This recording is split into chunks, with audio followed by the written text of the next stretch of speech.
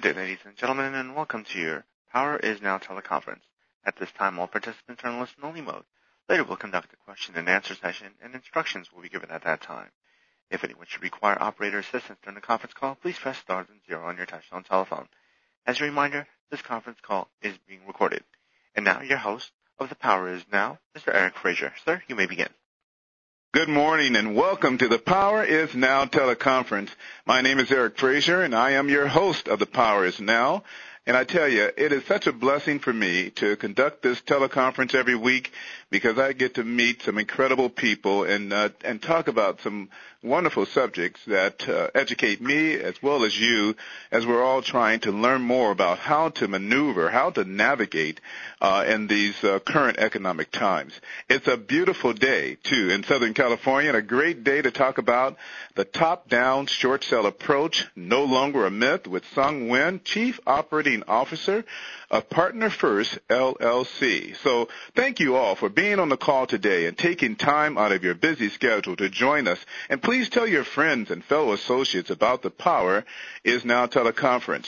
The phrase, the Power is Now, suggests that we maximize our potential for success in business and life when we act on information and opportunities now. The present is our future because the future is only a reflection of past decisions to act now. If you're listening for the first time, the Power is Now teleconference is a series of teleconference meetings designed to empower real estate agents to sell more homes, expand their business of buyers and sellers, to be well informed about changes in lending and government programs and marketing and business strategies, anything that may affect your clients and your business as a real estate professional. Please email or call me with questions and comments about the teleconference.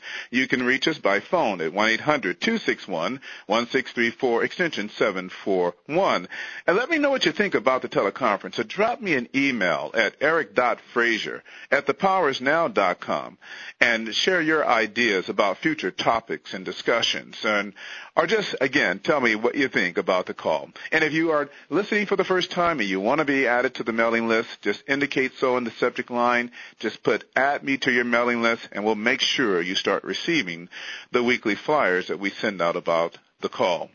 Well, last week we had Shelley Coffini on the call, and Shelley is just a well-known and respected speaker and coach, and my daughter stood in for me, and I want to thank Erica and Brianna for always doing just a fantastic job stepping in for Dad and conducting the call. Shelley spoke about it's not what you say, it's what they hear, a consultative approach to real estate.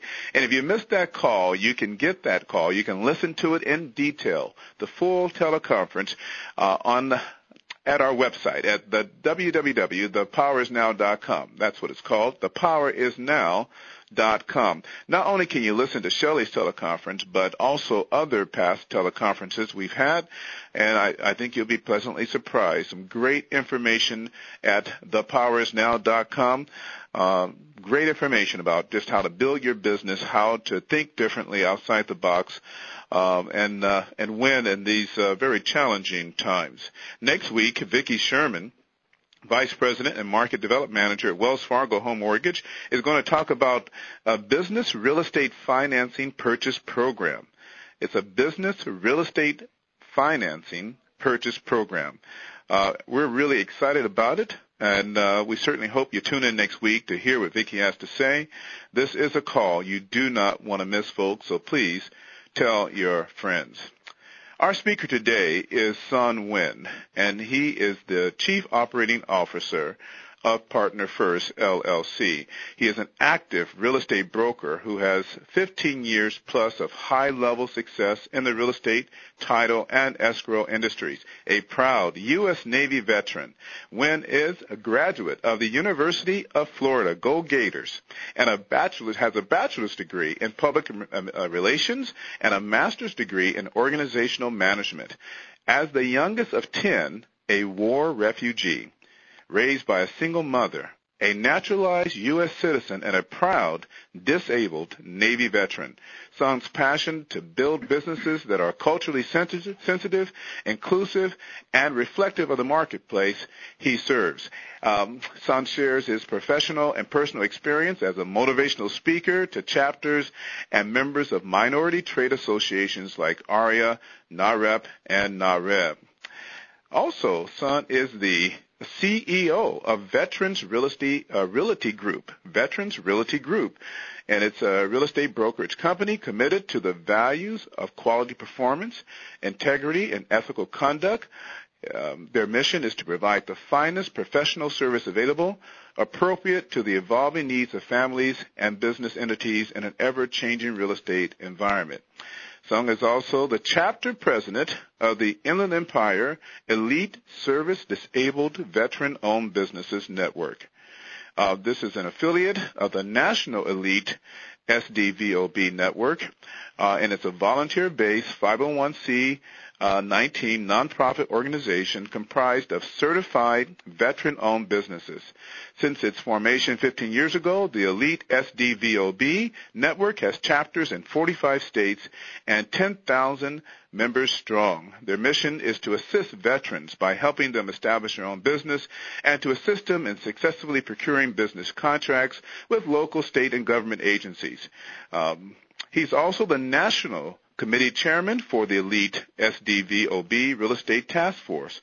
So in addition to being the chapter president in the Inland Empire, he's a national chapter chairman, and he's appointed to chair the task force.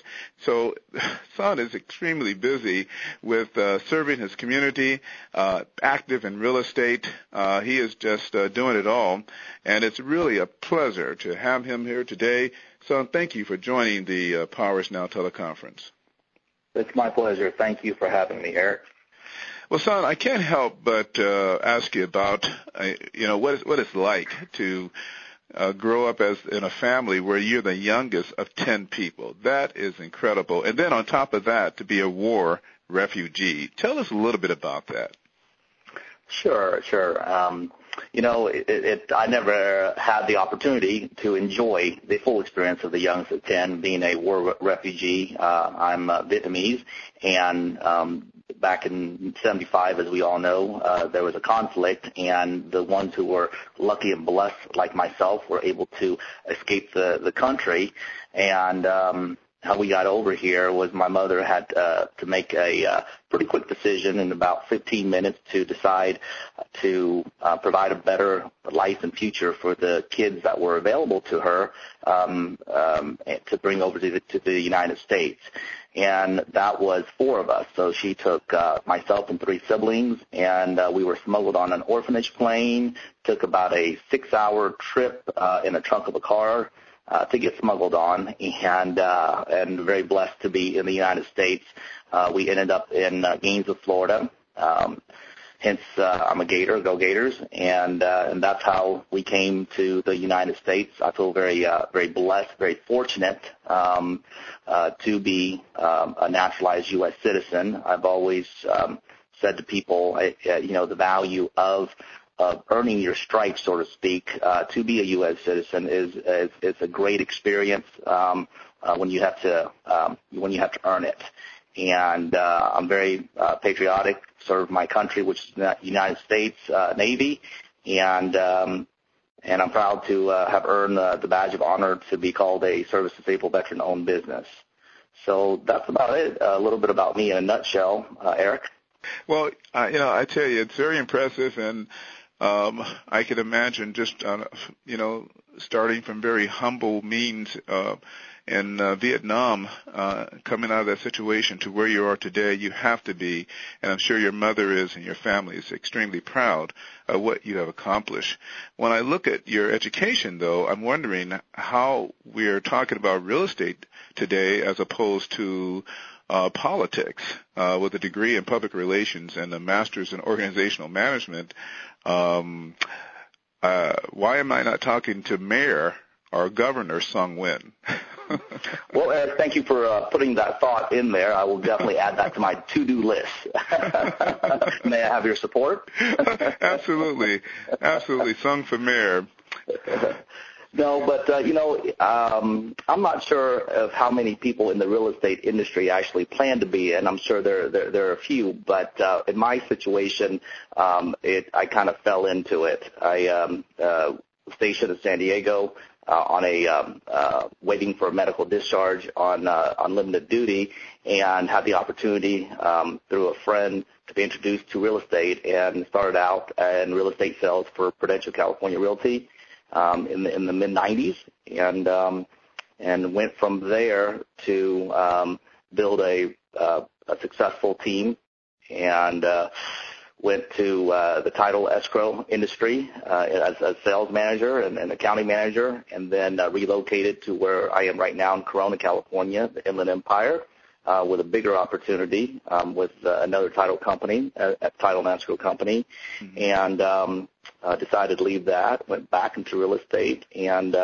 here we are today. So it kind of just one thing led to another, but it definitely was not planned. Now, I have applied from time to time my degrees and education into things I've done. Well, it certainly appears that way, and you're doing a lot today with your public relations degree and being a motivational speaker to chapters and minority members of minority trade organizations. You are a member of all three yourself, right? Of ARIA, NAREP, and NAREP, right? That is correct.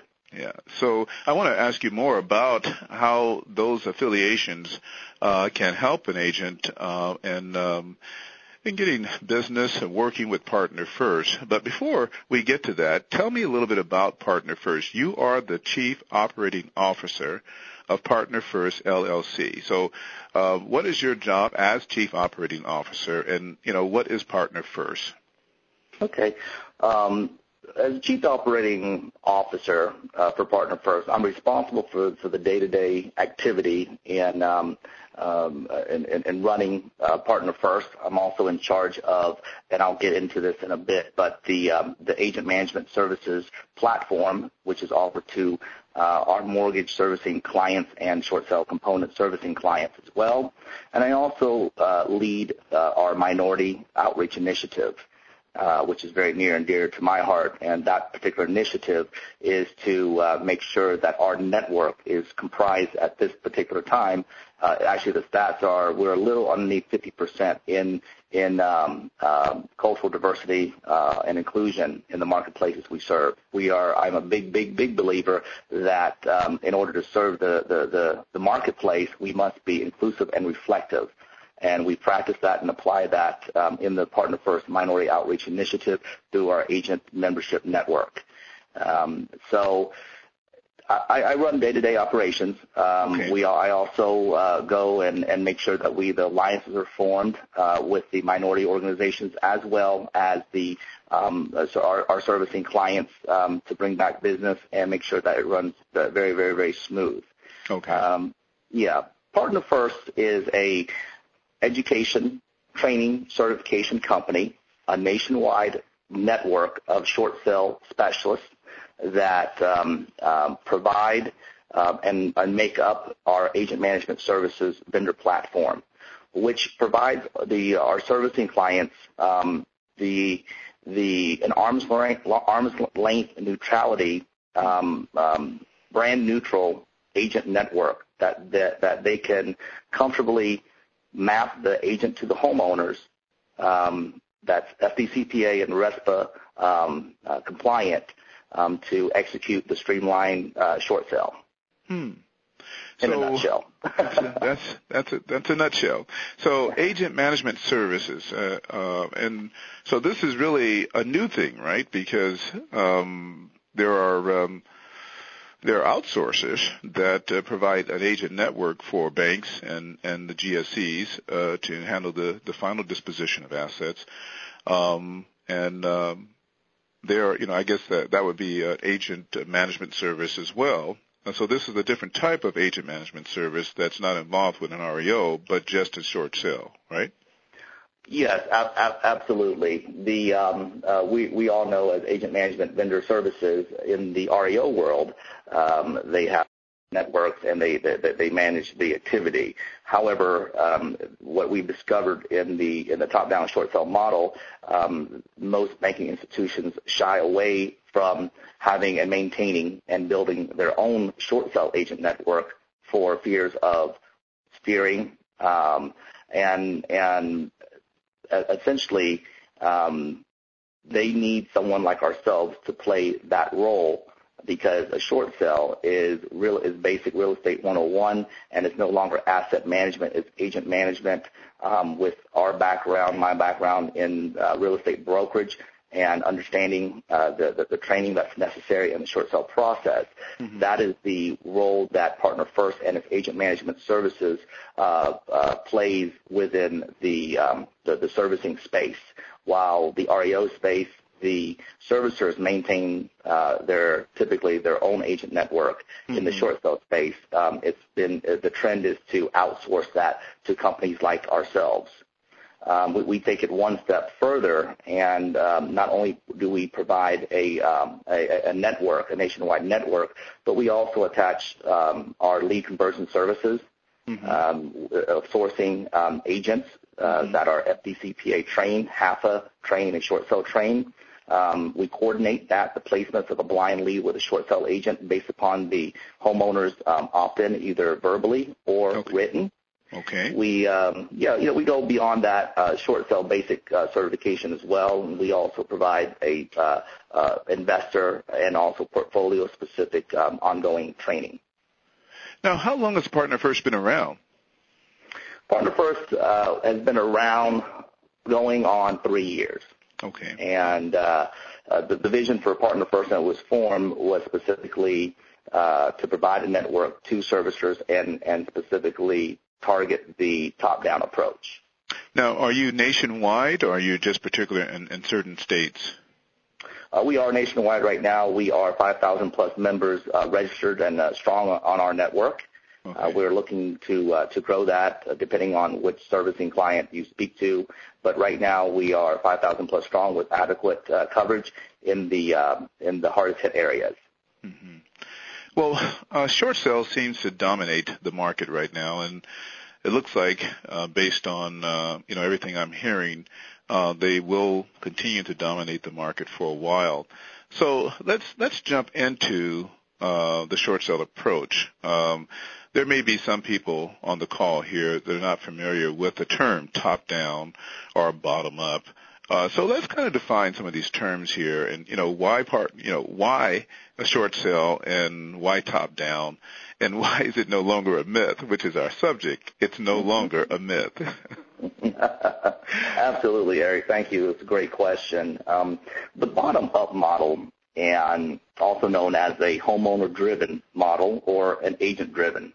Those are three names that are interchangeable, and that definition is the homeowner taking a proactive approach in responding to banking institutions' contact efforts through either mailing, calling, or door-knocking campaigns. The bottom-up model has been around,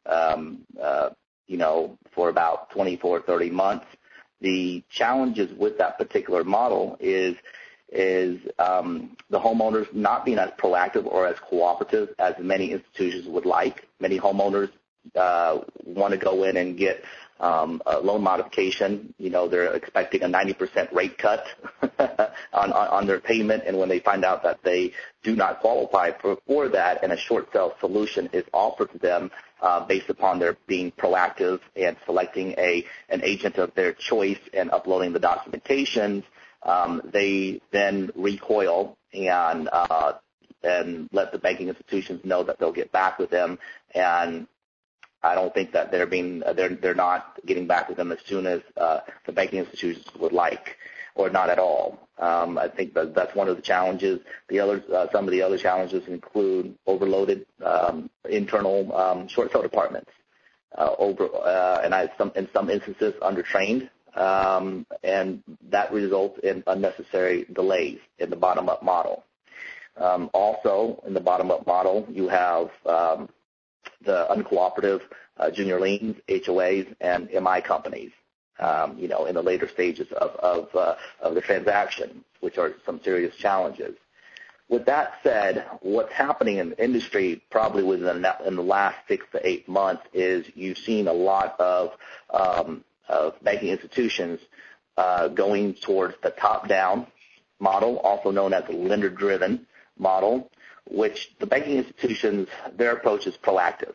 They typically target, identify certain portfolios, whether they're GSEs or non-GSEs. They work with the investors, the junior lien holders, and all parties in the transaction.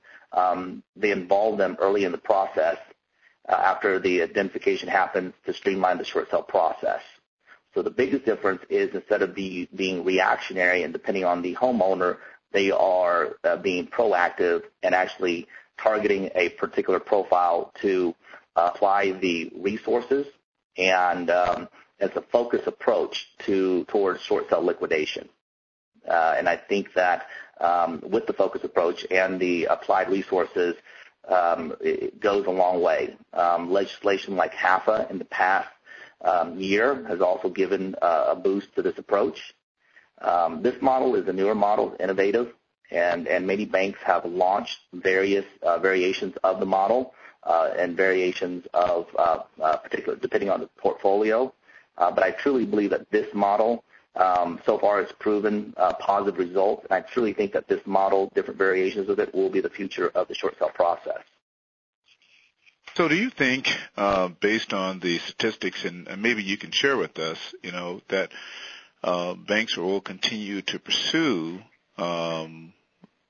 top-down models as a way of avoiding the very challenging and the very challenging aspect of REO, taking the property to sell and the cost associated with that. Is this a better proposition for the bank from a cost standpoint and from obviously from a PR standpoint? It certainly might be, but why do you think the banks are pursuing this matter, and why aren't they doing it fast enough? Okay, that's another great question. I think that the mindset from today versus even 12 months ago or 8 months ago, it's a known fact that liquidation through a short sale is very cost effective for the banking institutions, and also has many benefits to the homeowner as well. I think that HAFA gave it a boost when the legislation came out.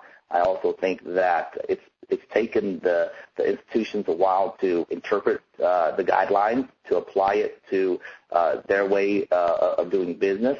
So I think it's just a process. I think the realization that it is cost effective and that it's a better solution than a foreclosure REO has always been there. I think now it's just the mindset of treating a short sale and not really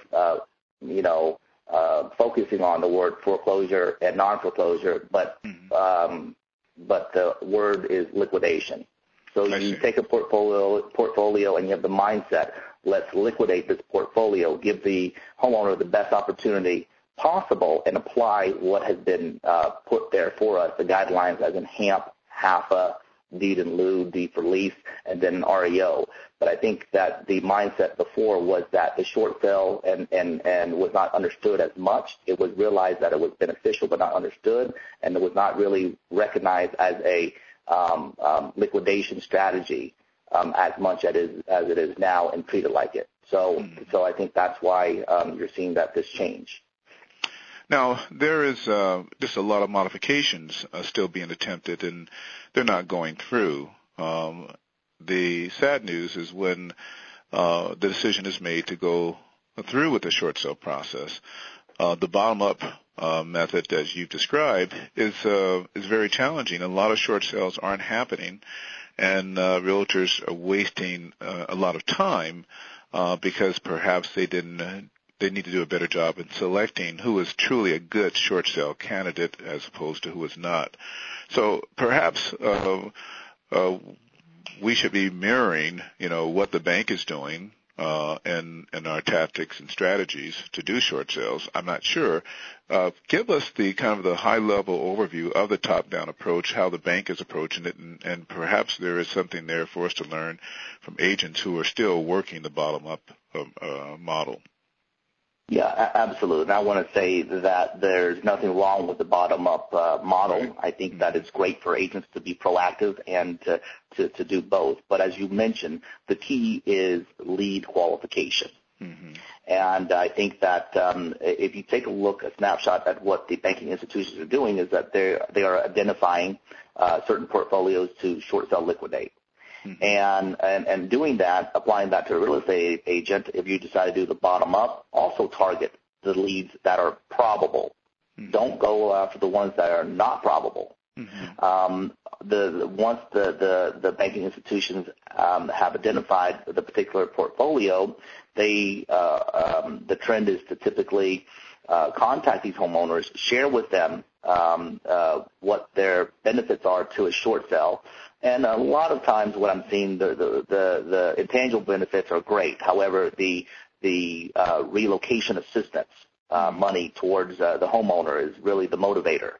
Right. For the homeowners to move on that. I would, as a real estate agent, be very cognizant of the banking institution's streamlined top-down or lender-assisted, is what I call it, short sale model. Right. Basically, they've identified it. They've shared it with the real estate agent. The challenge is that a lot of real estate agents are not in tune with a particular banking institution's short sale streamline approach. I think that's where the challenge lies. But it's nothing more. The banking institutions are doing nothing more but identifying, putting the resources to it, adding relocation assistance to it, and notifying homeowners. And I think that right now what they're needing is help and from the agent community to be in tune, to be knowledgeable about these particular programs, and to help them bring in homeowners that are still uncooperative or shy in the process, and to inform the homeowners of these programs. I think that right now to be, if you want to participate in these programs, a real estate agent has got to get the information. So perhaps it's the lack of knowledge or understanding of the process that creates unnecessary risk to the bank and also to the agent, because they may unknowingly have contact that could be illegal, or that could even create liability for themselves. And I guess out of that situation, of that potential liability, is born an agent management network, right? That partner first, and there may be others like you that have to kind of insulate the bank from some of those things, as well as make sure that agents are fully trained and knowledgeable about the laws concerning dealing with buyers who are in default. Yeah, absolutely, Eric. I think that the banking institutions now recognize the importance. I think the importance of short sale certifications and an agent that has proper training, not only initially but ongoing to a specific portfolio, knowing how to engage. But more importantly than that is probably in the last, I would say, 18 months, the hottest topic on the top-down model would be how to successfully map a homeowner that is able, willing, and ready, given permission to the banking institution to have an agent contact them, okay, and map that agent successfully and fall within the FDCPA guidelines. Okay. And not to violate those guidelines. That's been the biggest question for the top-down model. Mm-hmm. And we are currently participating in a Fannie Mae short sale initiative that ServiceLink is the outsourcing short sale company that's involved with that right now. And we are definitely the way that works is that the homeowner has opted in either verbally or written and given permission for our agents to contact them. I think the key is, and what agents need to understand from this call is that if you receive your lead opportunity from directly from a banking institution or its short sale component servicer, you have to know your FDCPA guidelines when contacting the homeowner, and you must follow very, very, very strict rules that are set forth by the servicer, investor, and component servicer. And I think that first of all, if the homeowner does not want to be contacted and they do not opt in, it is important, and the servicers are very sensitive to this, that they do not refer anybody. And what we provide as a niche is a neutral third-party arm's length solution database where we source the agent based upon the requirements or the opt-in of the homeowner. Now, I want to talk about how your selection process of these agents, because it sounds like, Son, you are in the thick of it. You're on the front line of this change that's taking place, where banks are using agent management services like yourself to protect themselves and also do the right thing for the borrower. But you're using some terms that some people may not be aware of. Can you define FDCPA for our audience and why it's so important for the banks?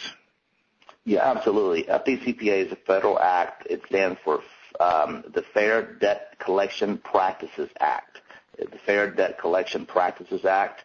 And that was essentially put in place to protect the consumer, in this case the homeowner, from practices and acts that would be considered harassment and violate their privacy with it when contacting the agent. When contacting the homeowner. Right.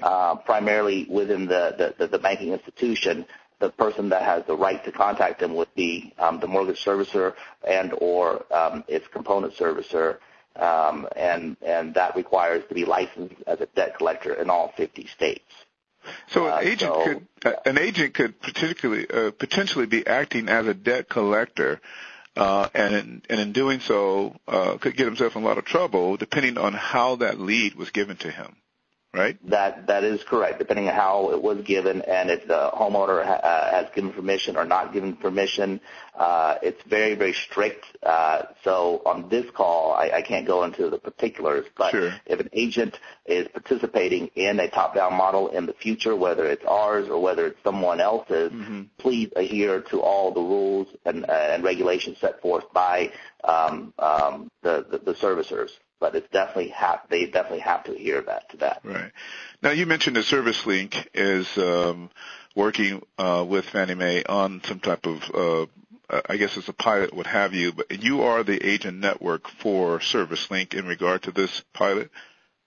Yes, absolutely. ServiceLink is one of the nation's largest asset management company that had the vision, like we did about 30 months ago, to repurpose some of its resources to go after and process and negotiate and get contracts from institutions like Fannie Mae and other servicers. We have a contract with them to be their nationwide exclusive agent network. Okay. And our responsibility is to provide them with certified, highly trained, and well-managed agents. Our role is to monitor agent activity from the lead to the listing, from the property marketing throughout the offers and negotiations and contracts to close. Now, they are hired to do homeowner contact. They are licensed debt collectors in all 50 states, and they're hired to do the processing. Our role simply is to once again, agent manage the services. So we manage the agent's behavior, we scorecard them, and it's a symbiotic relationship. Well, congratulations on having that contract, that agreement with the ServiceLink to handle this. That sounds like a big win for Partner First. So, Son, if you could then kind of break it down for us now, kind of an overview of the top-down model. We see that it's a lender-driven proactive approach as opposed to the reactive approach in short sales. So break it down for us and identify the participants, how it all works. Bring us home with that. Okay, absolutely, Eric, absolutely. Well, at the very top of the org chart, so to speak, you have the investor, and then the player, you have the mortgage servicer. And where the mortgage servicer is, the trend for mortgage servicing is to outsource their short sale processing abilities to third-party companies like ServiceLink, like LPS, like AMS Servicing. Those are the companies, LRC, that are leading the way in this particular field. Now, there are still a lot of servicers that are relying on their internal short sale departments, loss mitigation departments, to handle it as well. So when you get to the mortgage servicer, they either have an option. Some mortgage servicers are keeping it internally 100%, but the trend is to give some specific portfolios as a pilot program to the third-party component servicers, and to keep some of it inside themselves to process. Whatever method that they choose to process and where they choose to keep the file, they will still need an agent network. Okay? Some companies use a homeowner contact supplier if they are not licensed debt collectors in 50 states to do the initial homeowner contact. The initial homeowner contact should be done by a licensed debt collector, and so where we come in is after the homeowner, and where we source the agents is after the homeowner has opted in to say, yes, please send an agent, whether it's up to 3 agents, 5 agents.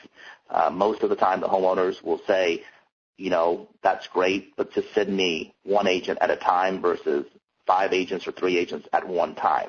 Right. We can definitely understand that. But we don't source the agent in this particular model until and we don't contact the homeowner, and we leave that to the homeowner contact vendor or the component servicer internally or outsourced. And you do that because these people are licensed people it's really debt collecting. That's really what it is when you're trying to reach out to them. Yes, and it's covered by the FDCPA, and so they are licensed to do that. So the initial contact, whether it's the door knocking service, mailing, interacting with the homeowner, is definitely falls in with the FDCPA guidelines, and so therefore we, as an agent network, do not provide that service, nor are we involved with that. Okay. And then once the homeowner has opted in through the homeowner contact efforts, what we do is that we source, depending on the guidelines that they give us, we source agents. And how we source them is that we post, the homeowner contact company posts a zip code within our lead management system, and our agent relations coordinator, agent relations coordinators within our staff then see the posting. What they do is the system generates the agents that are qualified, certified, and up to date in our network, and we source up to 5 agents at one time. We notify the 5 agents in a particular zip code via email. Okay. And as of right now, the first agent that goes on and responds and accepts the particular lead opportunity gets the lead, and the others, are going back into the rotation. When they accept the lead at this time, they are accepting the lead by the zip code and blindly, because at this time we do not have the homeowner contact information. That is still residing with the component servicer. Okay. So the next step is our tasking system takes over and gives them a variety of tasks to complete, one of them being that the component servicer will reach out to them within 48 hours and give them the necessary starter package to take out, to set the appointment, to get the listing, give them the necessary notes for the homeowner contact, and give them all the information they need.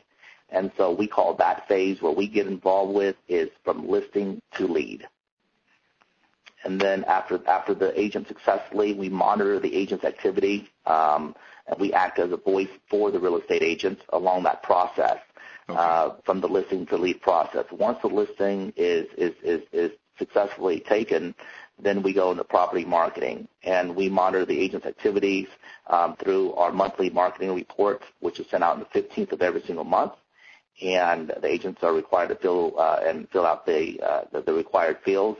And so once we have the contract and the offers, handling offers, we don't deal with that. That goes directly to the short sale component servicer, and that's what they negotiator, and that's what they do, and they work that with the real estate agent. We still monitor that process, and then hopefully the deal is accepted, and you have open escrow and it's contract to close, and we assist we do not directly negotiate. That's what the short sale component servicers are paid to do.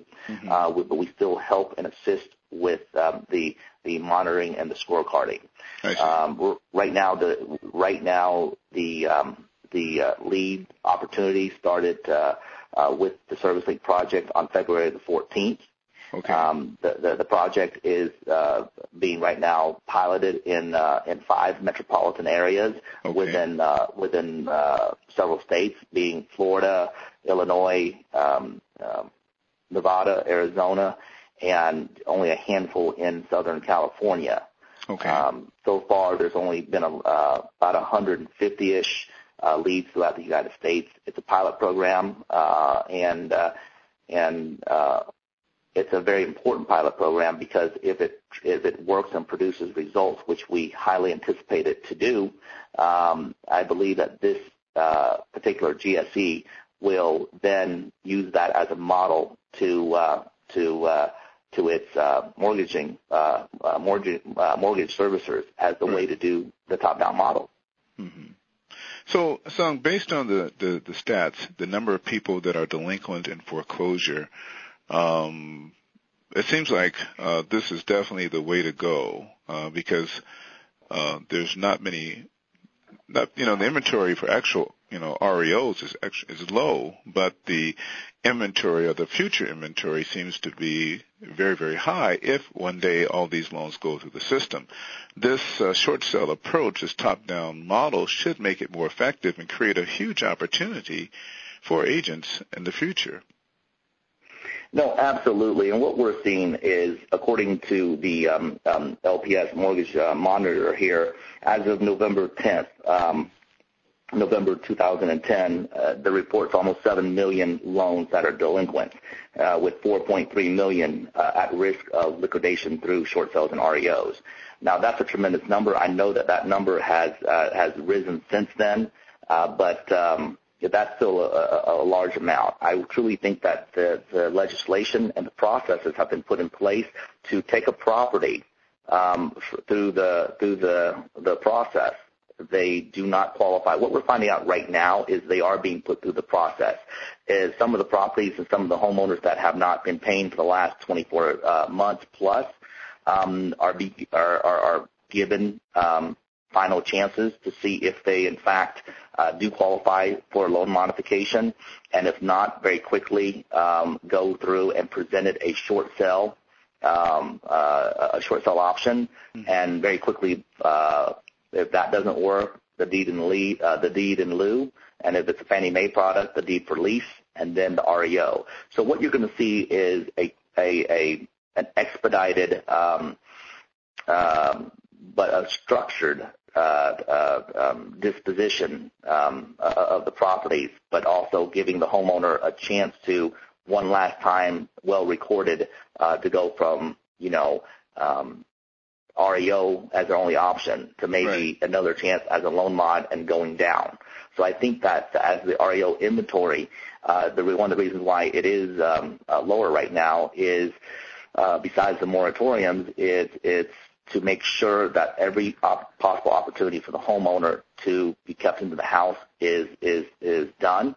And then as they follow the process, I think you're going to see the inventory increase in all aspects. But I think that they're going to be be put through the short sale disposition model, but obviously before the REO disposition model. Well, I'm thinking, geez, as an agent, I don't want to be, behind the curve. I want to be ahead of the curve. And I don't want to be following a trend. I want to be on the front line of that trend. Clearly, there's a need for education. There's a need for, identifying companies like yourself that are participating in models. In fact, tell us, what is the competition here? How many partner first type companies are there that are providing this agent network service for banks? There are several in our space that provide education, training, and a nationwide network. Okay. That's where they stop. There's no one in our space that I know of that has gone in and worked side by side in developing some of the rules, regulations, understanding the challenges, and working through them as part of the as part of the team, as we are, and really taking agent management and our knowledge to help with the model. So to answer your question, there are some in our similar space, but they stop at the initial agent certification. But none of them that I know that actually take it as far as we do to implement what we've done. So you're the only game in town that's actually taken it from education to actual lead management, and that's what you're saying, right? Or correct me. Yeah, absolutely. To agent management, the agent management, lead management right. is as far as the agents are concerned, it's lead management, but we're agent management. But yes, absolutely. That gives the opportunities for our agents on our network to position themselves to get lead opportunities. Okay. Now, operator, we're going to go to a Q&A in just a minute here. But before we do, Son, before the operator gives instructions, I would like you to think about how to position yourself to be an effective participant. I want you to address that for our agents and after our operator gives instructions for the call. Absolutely. Okay. Operator. Thank you, ladies and gentlemen. If you have a question at this time, please press star, then 1 on your touchtone telephone. If your questions have been answered and you wish to remove yourself from the queue, please press the pound key. Again, if you have a question, please press star, then 1. Okay, folks, so start dialing in or getting your questions ready. So great opportunity, a lot happening. You mentioned about 5 different states, not so much happening in California. Do you think more? How soon will the pilot be over? When the floodgates will open? And lots of opportunity come to the agents here in California. And how does an agent participate in the program? Yeah, absolutely. Great question. Well, we've been waiting for the floodgates, Eric, for nearly 3 years now. I think that the initial pilot program it's just underway. I think only a third of the potential leads the homeowners have been contacted at this point. Right. So I would say another couple of months, another several months. Okay. ServiceLink is one of our clients. We have others as well. Okay. But for this particular program that we are having right now, I would say several more months, and then it will be graded for success. And I truly, in my heart, and based upon the measurement so far, it will be a success.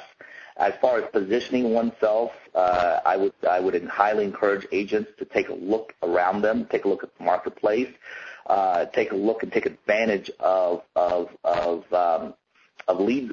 information resources like the Power is Now, and be in tune with them. Be in tune with programs like the Power is Now. Be in tune with companies like ourselves. Join, the data resources to get the latest in the market. Everyone in this industry, from investors, mortgage servicers, loan officers, real estate agents, have got to change their mindset. They've got to open their mind to change.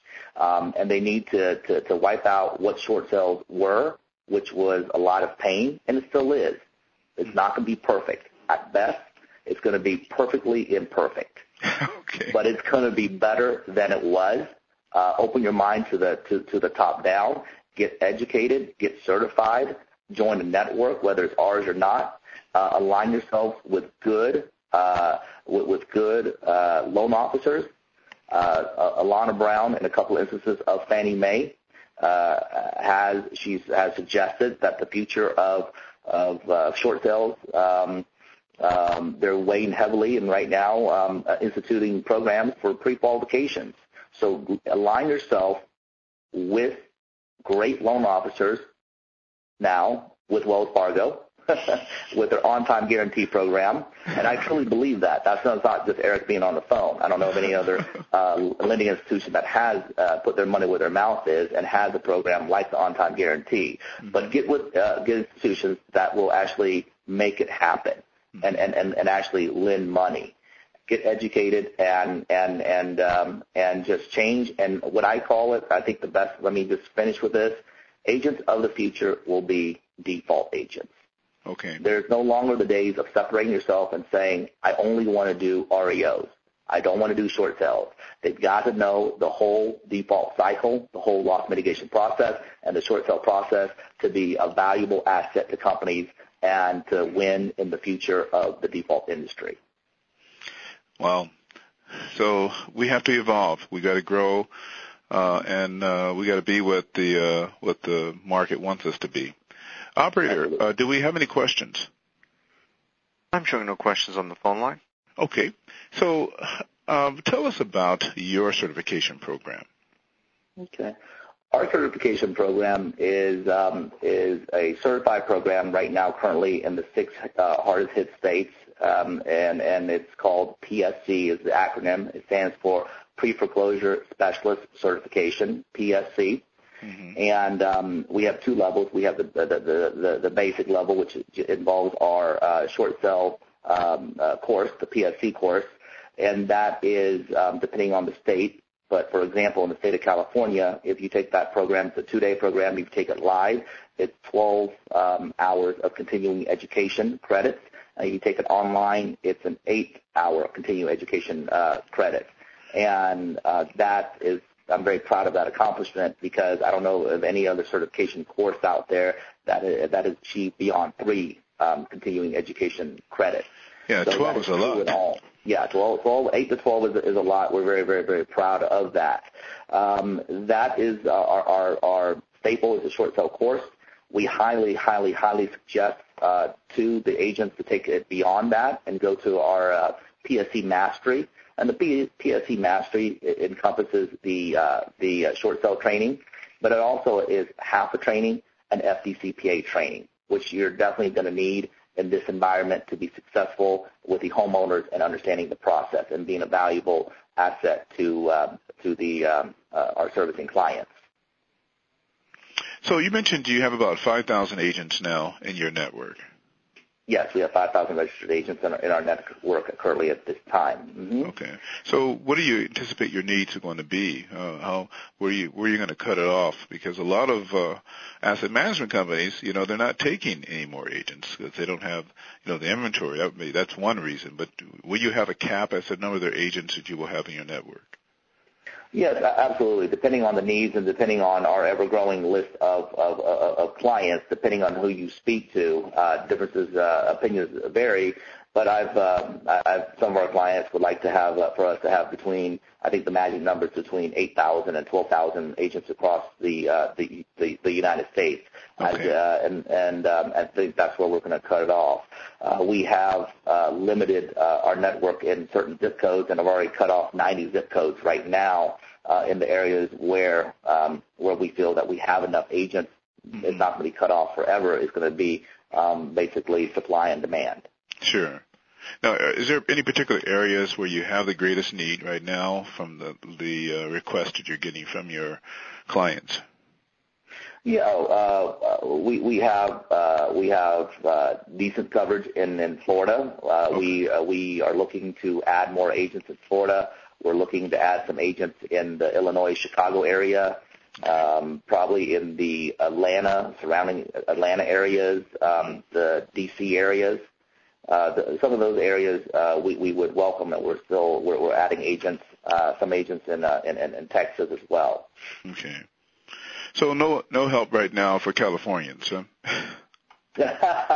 Well, California definitely cannot be ignored. I think we've contributed to our fair share of the delinquent loans. Sure. But we have in California, we're still accepting in some zip codes. The best thing to do is to go on our website, which is www.partnerfirst.org, www.partnerfirst.org, and look up. We have a zip code validator where you punch in the zip code to see if it's still available.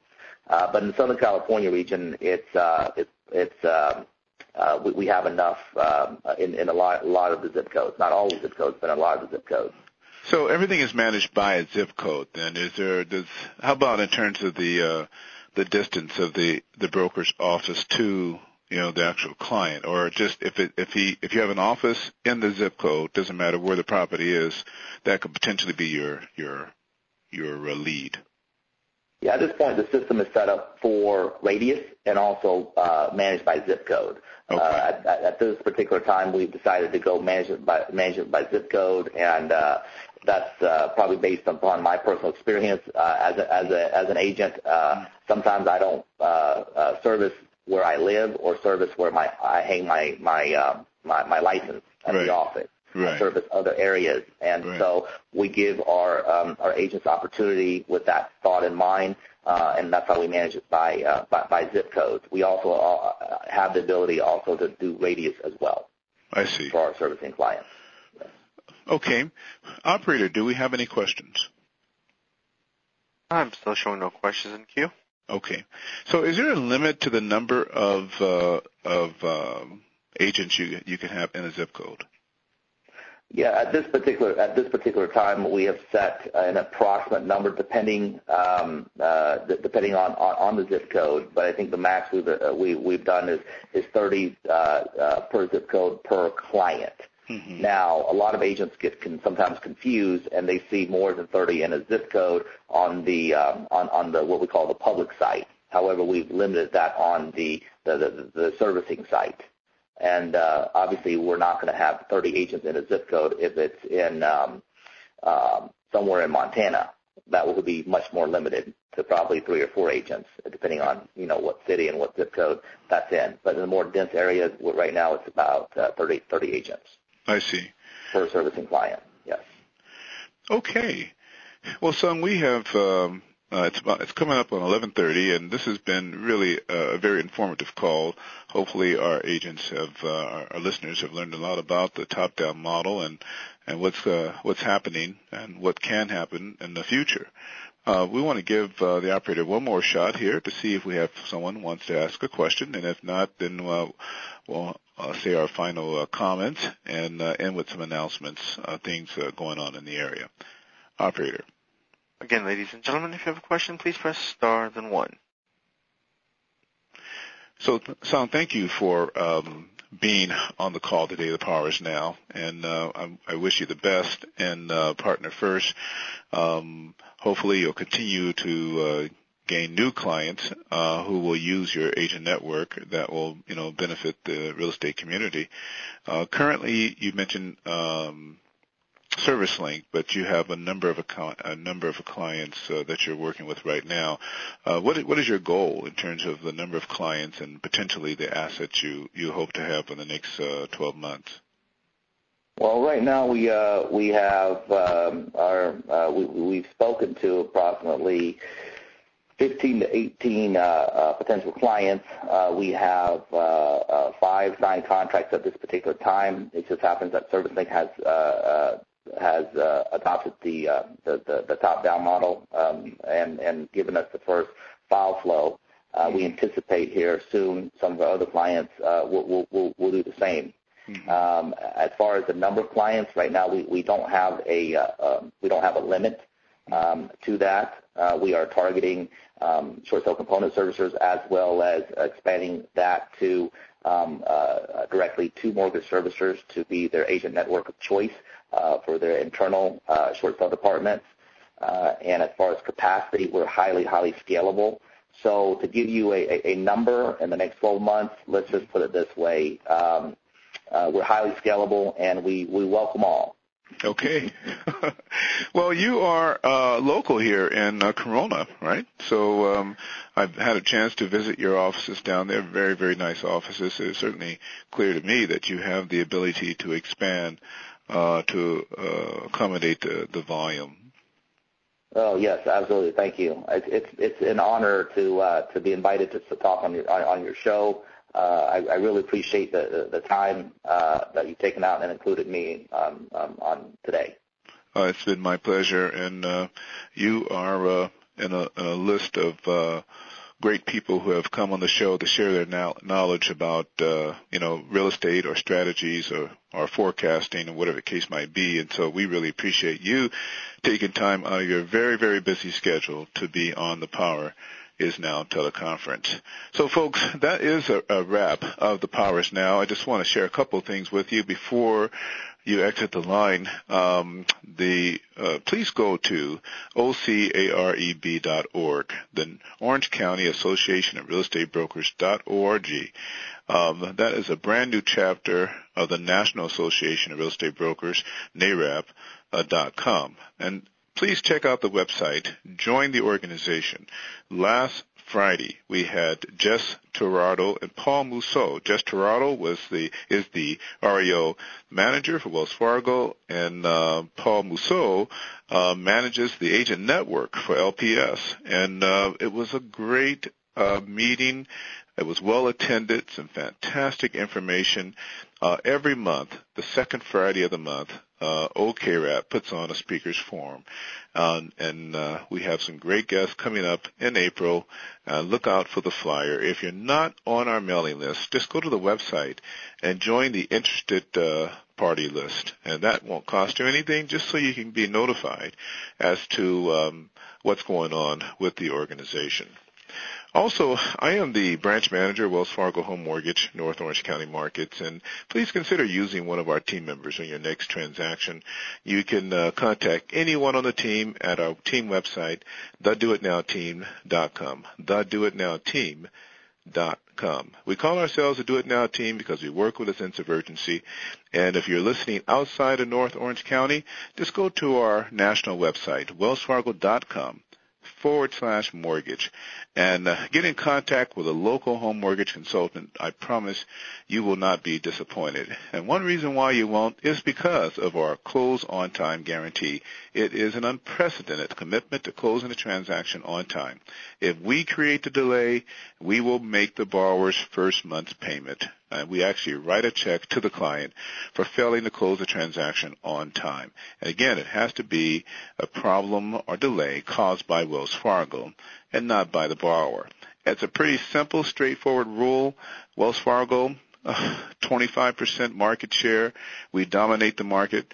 We're doing a ton of business, and we're backing it up with a service agreement, and that is if we can't do it on time, we'll make the borrower's payment. So something to consider if you're a buyer's agent and you're working with first-time home buyers. Everyone knows they are the least who can afford a late closing with having to pay maybe additional months in rent and per diems and, the many different costs that are associated with a late closing. Well, again, that's a wrap of the Power is Now teleconference. Remember, the power is now. We are at our best, and we maximize our success when we act now. Thank you for joining the call. See you next week at the Power is Now. Have an awesome day. Ladies and gentlemen, thank you for participating in today's conference. This concludes our program for today. You may all disconnect and have a wonderful day.